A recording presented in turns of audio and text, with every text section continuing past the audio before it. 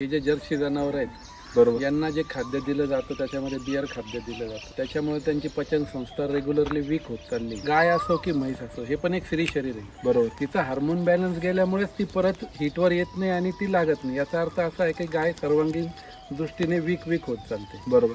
आणि मुळात डॉक्टरांनी नाही म्हणायचं कारण एक आहे की पोषण मिळालं पाहिजे दुधातनं बरोबर, ते त्यावेळेत मिळत नाही. आता समजा हे जर दूध जास्त वेळ ठेवलं, ज्याचं जे मिल्क चार्जरचं नाहीये बरोबर, तर ते फाटून जातं. म्हणजे थोडक्यात त्याच्यामध्ये सकसपणा नाहीच आहे. ओके, मग अशा वेळेस कोणतेही डॉक्टर ते सजेस्ट नाही करू शकत ना की तुम्ही बाळाला द्या. दुसरी गोष्ट अशी आहे की मिल्क चार्जरचं जेव्हा जनावरावरती इफेक्ट येतो तेव्हा मुळात तर त्याची सर्वांगीण तब्येत सुधारते. हा नंतरचा विषय की त्याचं दूध वाढतंय बरोबर, त्याची फॅट वाढते, त्याचं SNF वाढतंय.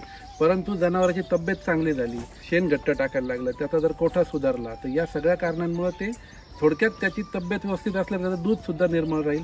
आणि भविष्यामध्ये अशा पद्धतीने जर कधी योग्य पद्धतीने डॉक्टरांपर्यंत माहिती पोहोचली की सगळेच जनावरं सुदृढ पद्धतीने तेही सांगतील की लहान मुलांनाही द्या, सगळ्यांनाच खा, त्याच्यामुळे त्यांना आनंद वाटेल, शेतकऱ्याला आनंद वाटेल. पण आज अडचण पोषणात असल्यामुळे आणि ते पोषण पचत नसल्यामुळे बाकीच्या प्रॉब्लेम्स येत आहे. त्यातनं मिल्क चार्जर नक्कीच मोठा सुवर्ण मध्ये आहे की जे वापरल्याने जनावरांचा, शेतकऱ्यांचा, दोघांचाही प्रॉब्लेम सॉल्व्ह होतो. ती लाख रुपयाची म्हैस आणायची, लाख रुपयाची गाय आणायची, ती जर लागली नाही आणि नंतर जर ती विकावं लागली तर तेवढ्या एका कारणामुळे त्या शेतकऱ्याचा 20,000 रुपयात विकायची म्हणजे आणून 1 रुपया करून कमवायचा आणि 80,000चा लॉस घ्यायचा बरोबर. या कारणामुळे हा दूध धंदा लॉस मध्ये येतोय. बरेचसे शेतकरी या कारणामुळे देशोधडीला लागल्याचे पण उदाहरणं असल्यामुळे हा धंदा कोणी करत नाही. म्हणून प्रत्येकाने मिल्क चार्जर वापरलं पाहिजे असं वाटतं, म्हणून मी त्यांना सजेस्ट केलं.